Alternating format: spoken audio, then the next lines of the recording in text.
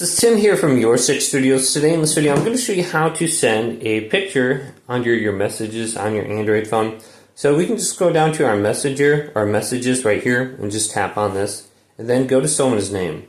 So your name's going to pop up. Now I don't have a SIM card on this phone, but if I go on over to this phone, you can see all these different options down here. We want to go to the square option right here next to the smiley face, and we can just tap on this.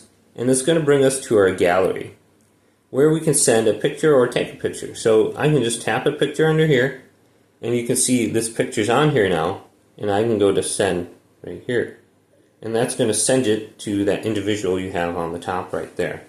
So very easy. Another way that you can send it, if you can't find out the way to do it, is just go on over to your gallery. So you can see your gallery right there. Go to gallery. Then tap on your photo, going down to this button right here, this little half triangle, and this is going to allow you to share it. You can go to share to messages or go on over to more, and then you can go to messages and click on the person's name right here, and then you should be able to share it specifically with them. Hopefully this video did indeed help you out.